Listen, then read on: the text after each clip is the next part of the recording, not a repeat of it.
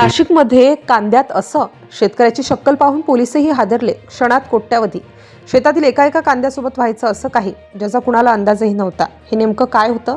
कांद्याच्या शेतात असं काय लपवलं होतं? ही माहिती मिळताच यंत्रणा एकदम हालचालीत आली। नाशिक जिल्ह्यातील एका गावात नेहमीसारखाच दिवस। शेतात उभं असलेलं कांद्याचं पीक बाहेरून पाहिलं तर काहीच वेगळं नाही। शेजारी पाजारी शेतकरी मजूर सगळं अगदी रोज सारखंच। पण याच शेतात डोळ्यांना न दिसणारं काहीतरी सुरू होतं। महिन्यांपासून कोणालाही संशय येणार नाही अशी ही शेती केली जात होती। कांद्याच्या ओळी, माती, पाणी सगळं व्यवस्थित। मात्र या कांद्याच्या आड दुसरंच काहीतरी वाढत होतं। स्थानिक पातळीवर काही हालचाली संशयास्पद वाटू लागल्या। शेतात ये-जा, अचानक वाढलेली खबरदारी, अनावश्यक गोपनीयता हे सगळं लक्षात आल्यानंतर माहिती यंत्रणांपर्यंत पोहोचली आणि त्यानंतर नाशिक जिल्ह्यातील त्या गावात एक वेगळीच घडामोड सुरू झाली। पोलीस आणि महसूल विभागाचे एकत्रित पथक अचानक शेतात दाखल झालं। तेव्हा कुणालाच कल्पना नव्हती की पुढच्या काही मिनिटात नेमकं काय उघड होणार आहे। सुरुवातीला पाहणी झाली। कांद्याचं पीक अगदी सामान्य, पण खोलवर जाताच पथकाचं लक्ष एका विशिष्ट भागाकडे गेलं। माती थोडी वेगळी, लागवडीची रचना वेगळी, पाणी देण्याची पद्धत वेगळी आणि मग ती धक्कादायक बाब समोर आली।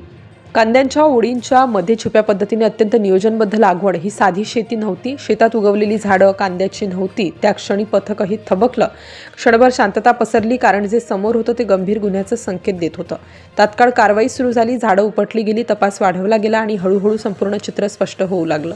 ही शेती साधारण 6 ते 7 महिन्यांपासून सुरू होती। कांद्याच्या आड अंमली पदार्थांची लागवड केली जात होती। शेतातील काही गुंठ्यांमध्ये छुप्या पद्धतीने गांजाची शेती। बाहेरून कुणालाही संशय येऊ नये म्हणून कांद्याचं पीक वापरून ही लागवड लपवण्यात आली होती। पथकाने संपूर्ण शेतीची पाहणी करत लागवड केलेला गांजा उपटून जप्त केला। शेतातून मोठ्या प्रमाणात ओला गांजा सापडला। एकूण जप्त केलेला माल लाखोंच्या घरात मोजला जात होता। या प्रकरणी शेती करणाऱ्या व्यक्तीला ताब्यात घेण्यात आलं।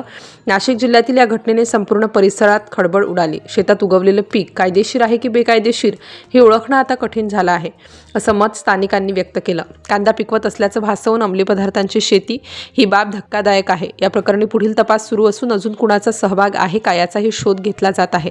नाशिक जिल्ह्यात कांद्याच्या शेतात उघड झालेली ही बाब फक्त एक घटना नसून ती इशाराच असल्याचं बोललं जात आहे।